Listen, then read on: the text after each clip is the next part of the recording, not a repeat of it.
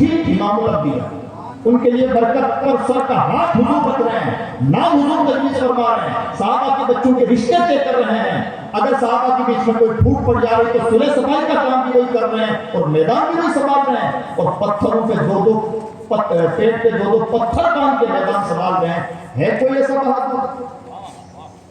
کس قدر قربانیاں دی گئی ہیں؟ کیا ہوتے ہیں ٹھنڈے دن؟ کسے کہا جاتا ہے شاہ؟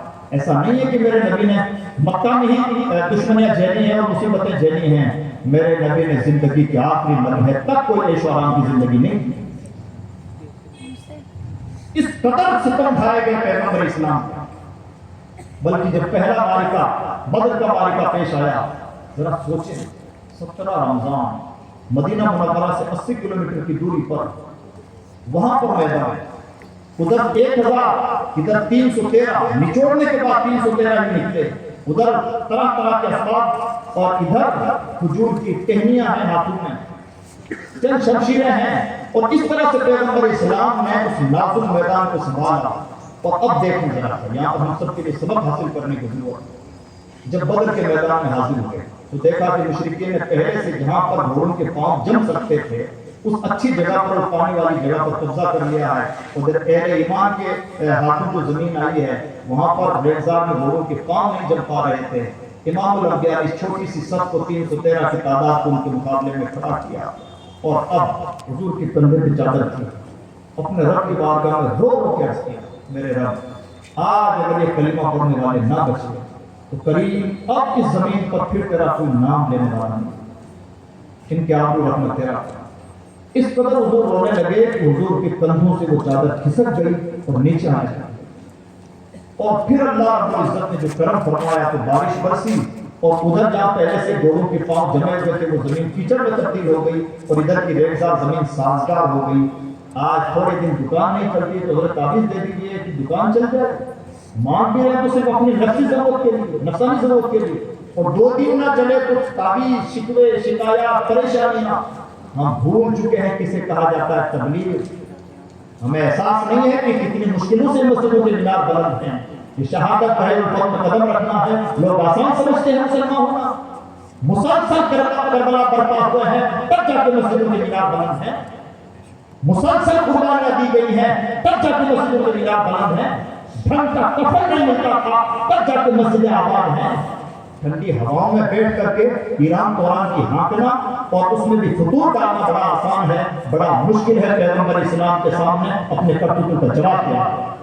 اگر ہماری وجہ سے حضور کی امت میں کوئی پھوٹ پڑی، اگر ہماری وجہ سے کوئی فتنہ برپا ہوا، میرے نبی نے ایک ایک امتی کو جوڑ جوڑ کر امت بنائی ہے، ان کی بارگاہ میں جواب دینا بڑا مشکل ہوگا۔ حضرت نے ادارہ بنایا اور آپ ترس نہ کھائیں اور ان کے ادارے کو بالکل بلاک سے برباد کرتے ہیں، اس کا تعلیم نظام بگاڑتے ہیں، عمارتیں بگاڑتے ہیں، کیا ان حضور کو تکلیف نہیں ہوگی؟ یہ کہیں گے کہ میں نے کتنے مشکلوں سے ادارہ بنایا، تمہیں احساس ہے؟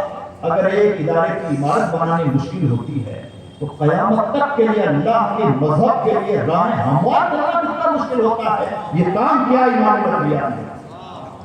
یہ آج جو رفتار ہے ہم اور آپ کی وجہ سے، ہم نے کون سا تیر مارا جناب؟ ہم تو اپنے گھر میں اسلام پر سے جی ہے تو خیر منائیے۔ ہم تو جمعہ کے نمازی ہیں، میت کے وقت مسلمان اور شادی کے وقت اسلام ہمیں بہت جڑنے لگتا ہے۔ ہماری مزاج میں کتنی منافقتیں ہیں، ہمارے تو کہنے اور سننے میں زمین آسمان کا فرق ہے۔ ہمیں تو بازار کا سچ بولتے ہوئے حیا محسوس ہوتے ہیں، کہتے ہیں مولانا صاحب بازار میں تو چلتا ہے اور بولنا ہی پڑتا ہے۔ جناب ہم نے سمجھا ہی نہیں کہ امام الانبیاء نے قربانیاں کیا دی، ان قربانیوں کی وجہ سے اسلام ہم تک پہنچا ہے۔ آسان بات نہیں۔ میں نے آیت کریمہ تلاوت کے اندر کتنی بڑی بات ارشاد فرمائی۔ اللہ ارشاد فرماتا ہے نبی کے دردمند کلیجے کے متعلق، اللہ فرماتا ہے لعلک باخع نفسک علی آثارہم ان لم یؤمنوا بہذا الحدیث اسفا۔ ترجمہ یہ ہے، اے نبی ایسا لگتا ہے کہ اگر لوگ ایمان نہیں لائیں گے تو آپ افسوس کی وجہ سے اپنی جان دے دیں گے۔ کون بول رہا ہے؟ کوئی جملے باز نہیں بول رہا ہے، اللہ کے کلام کا اسلوب ہے۔ اللہ کا کلام اگر امام الانبیاء کے درد کا اس طرح سے بیان کر رہا ہے کہ آپ کا کلیجہ اتنا دردمند ہے کہ کوئی جان نہ دے دے، تو چھوٹی بات نہیں ہے، اور یہ سچ ہے کہ امام الانبیاء کا کلیجہ اتنا دردمند حریص علیکم۔ اللہ فرماتا ہے میرا نبی تمہارے ایمان کا بڑا چاہنے والا عزیز علیہ ما عنتم، تم پر مصیبت آتی ہے نبی کے دل پہ گرا گزرتا ہے. لگتا علیہم بالمسائطر، قرآن میں تسلی والا اسلوب اپنایا ہے.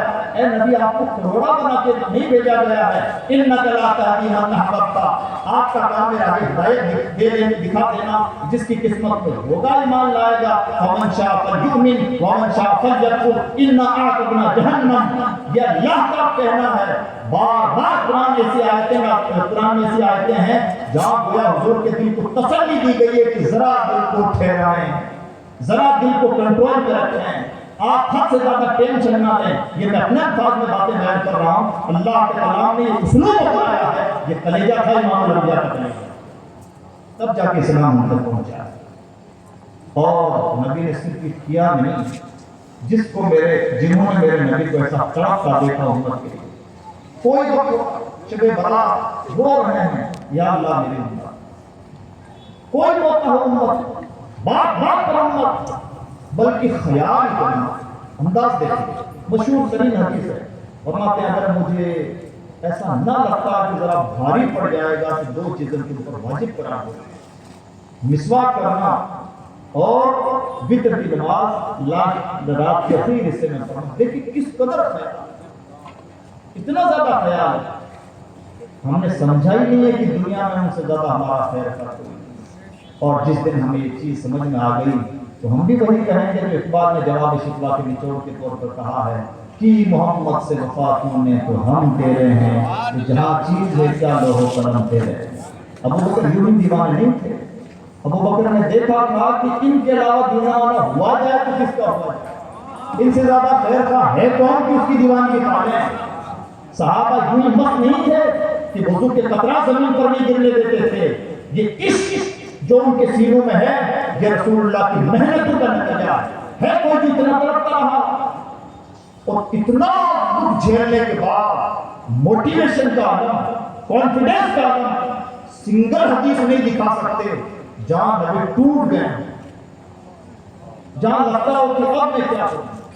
پتھر برسائے گئے طائف کی سرزمین پر، اتنا پتھر برسائے گئے کہ خون نکلنے لگا، اور خون بھی اتنا نکلا کہ جوتیاں ان خون میں خون کی وجہ سے چپک گئے، بیٹھ جاتے ہیں خون کی اور تکلیف کی وجہ سے. پھر کھڑے ہوتے اور پھر چلنے لگتے. کہا گیا کہ رسول اللہ بددعا کرتے، فرماتے ہیں یہ نہیں کہ ان کی نسلیں ماننا ہے کسی کے کلیجے میں اتنا درد.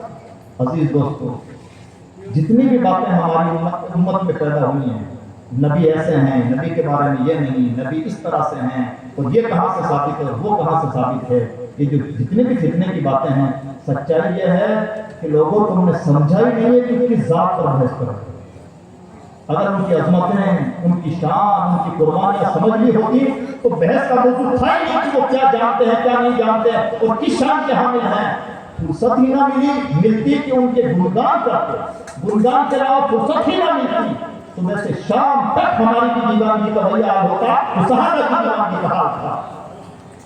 یہ جتنے بھی باتیں پیدا ہوئی ہیں، حضرت عبداللہ بن عمر ایک سفر میں جا رہے تھے، اختتام کی طرف جا رہے ہیں، سفر میں جا رہے ہیں تو چلتے چلتے آپ کا گزر ایک درخت کے نیچے سے ہوا.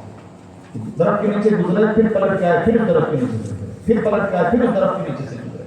تو کسی نے سوال کیا حضور یہ کیا بات ہے، آپ آگے بڑھنے کی بجائے پلٹ کے آ رہے ہیں، پھر اسی درخت کے نیچے سے گزر رہے ہیں. تو فرمایا لگے سنو، جب ایک مرتبہ میں نے دیکھا کہ حضور نبی اکرم صلی اللہ علیہ وسلم ٹھیک اسی درخت کے نیچے سے گزر رہے تھے، اور جب حضور گزر رہے تھے تو حضور کا ماما شریف درخت کی جھاڑیوں سے الجھ گیا تھا. میں کوشش کر رہا ہوں کاش میرا ماما بھی الجھ جائے تو سنت رسول اللہ. کس حدیث کی کتاب میں لکھا ہے کہ جناب ماما درخت کی جھاڑیوں سے الجھنا ثواب کا کام ہے؟ بتائیے کہاں لکھا؟ آج بات بات پر سوال یہ جھنڈے کہاں سے ثابت ہے، اور کیا تم رسول صحابہ سے بڑے عاشق رسول ہو؟ اور صحابہ نے یہ نہیں کیا، ابو بکر صدیق کی زندگی میں اتنی بار شب میلاد آیا، انہوں نے یہ نہیں کیا، عمر کی زندگی میں اتنی بار آیا. جناب بات مت چھوڑیں. اگر یہ بات چھیڑ دی کہ صحابہ نے محبت رسول میں کیا کیا ہے، بات بہت دور تک چلی جائے گی. صحابہ نے تو وہ کیا ہے جہاں عقلیں نہیں پہنچتی. ہے دنیا میں کوئی ایسا محبوب جس کا گزارا زمین پر نہیں دکھاتا ہو، بڑی بڑی محبت کی قسمیں کھائی جاتی ہیں، چاند تارے توڑنے کی قسمیں کھائی جاتی ہیں، لیکن دنیا میں کوئی ایسا محبوب اور محب کا رشتہ نہیں جہاں پھوٹ اپنے منہ میں کوئی نہیں رہتا ہو۔ میرے نبی کی کوئی چیز زمین پر گرنے نہیں پائی ہے، صحابہ نے کر کے دکھایا۔ نعرہ تکبیر، نعرہ رسالت، مسلک اعلیٰ حضرت علامہ مفتی خالد ایوب بسوائی صاحب قبلہ۔ حیرت ہوتی ہے، دنیا دار عاشقوں کو سمجھ میں آ جاتا ہے کہ محمد کا اصول کیا ہے۔ وسیم بریلوی ایک دنیا دار شاعر ہے، بڑا اچھا شعر ہے،